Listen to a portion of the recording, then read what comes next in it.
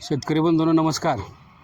जर आपण डाळिंब उत्पादक शेतकरी असाल आणि आंबेमार धरल्यानंतर चौकीच्या अवस्थेनंतर कळी जास्त निघत नाही किंवा नर कळी जास्त निघते, मादी कळीची संख्या कमी आहे, फुल गळती आहे किंवा मग फ्रूटची सेटिंग किंवा फळधारणा जास्त होत नाही, अशी जर समस्या असेल तर हा व्हिडिओ नक्कीच तुमच्यासाठी आहे. आणि ह्या व्हिडिओमध्ये तुम्हाला कायमस्वरूपी समाधान मिळणार आहे. आणि या संदर्भात चर्चा करण्यासाठी आज आपण हंटिन ऑर्गॅनिक्सतर्फे बोसे तालुका पंढरपूर जिल्हा सोलापूर या ठिकाणी या शेतकऱ्यांच्या बांधावरती शेतकऱ्यांच्या डाळिंबाच्या बागेमध्ये आपण आलेलो आहोत. आधी आपण शेतकऱ्यांची ओळख करून घेऊया, त्यांच्या या डाळिंब पिकाविषयी विचारूया आणि नंतर आपण सविस्तर याच्यावर चर्चा करूया. सर्वात आधी तुमचा मोबाईल नंबर, नाव आणि थोडक्यात पत्ता सांगा. माझं नाव रमेश गणपत मुंगळे. माझा मोबाईल नंबर आहे 8788384538. बोसे गावात राहतोय. हे किती क्षेत्र किती आहे डाळिंबाचं? हे क्षेत्र अर्धा एकर आहे. किती वर्षापासून तुम्ही डाळिंब शेती करताय? आता तरी 2-3 वर्ष झाली करतोय. 3 वर्षापासून. आणि हे किती पीक आता? हा दुसरंच पीक आहे. हे दुसरं पीक आहे.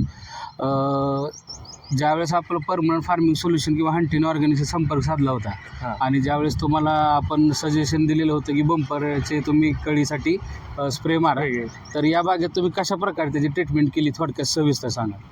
स्प्रे आपण सर्व बागावर दिलता. आपण 3 झाडे ठेवून दिली आपण, म्हणजे स्प्रे त्या झाडावरती दिला नव्हता. म्हणजे पूर्ण बागेवर बंपरचा स्प्रे दिलाय आणि 3 झाडं आपण स्प्रे मधून ठेवलेली आहेत. आपल्याला फरक समजायसाठी. ठीक आहे. आता तुम्ही आपल्या शेतकऱ्यांना जी पाठीमागची आपले झाड आहेत 3, ह्याच्यावर स्प्रे दिला नाही, तर तुम्ही स्वतः स्प्रे न दिलेल्या झाडावर तुम्हाला काय वाटतंय हे आधी सांगा, आपण नंतर स्प्रे दिलेली झाडं बघूयात. आपण ज्या झाडावर स्प्रे दिला नाही त्या झाडावरती कळीचे प्रमाण खूप कमी आहे. आणि आपण ज्या झाडावर स्प्रे दिलाय त्या झाडावरती कळीचं प्रमाण खूप जास्त आहे. आता ह्याच्यावर नर मादी असं ओळखता येण्याजोगे जास्त कळे आहेत का? नाही, ह्याच्यावर ते आहेत, पण जास्त आपण जिथे बंपरचा स्प्रे दिलाय त्या ठिकाणी नराचं प्रमाण कमी आणि मादी जास्त आहे.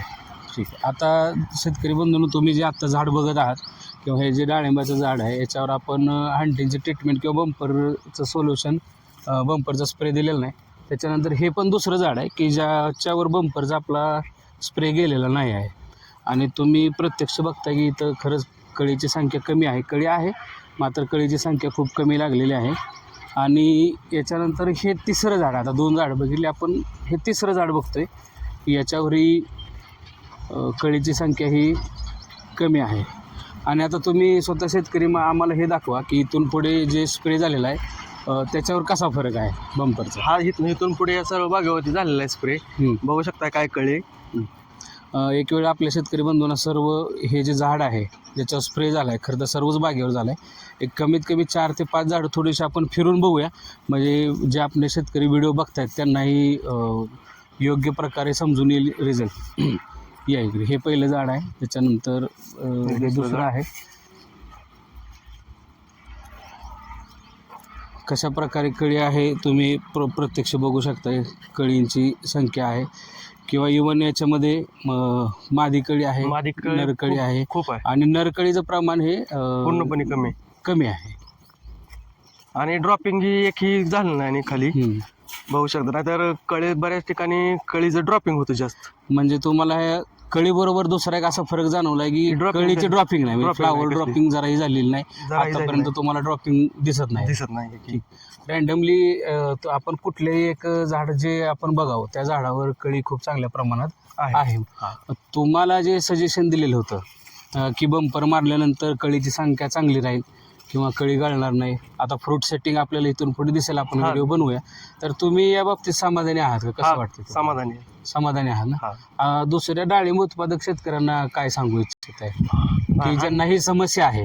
हंटिन ऑर्गॅनिक्सची तुम्ही संपर्क साधावा आणि त्यांचं बंपर म्हणून प्रोडक्ट आहेत, त्याचा आपण डेमो पर्पजसाठी किंवा ह्यासाठी कुठे घेऊन एकदा बघावं.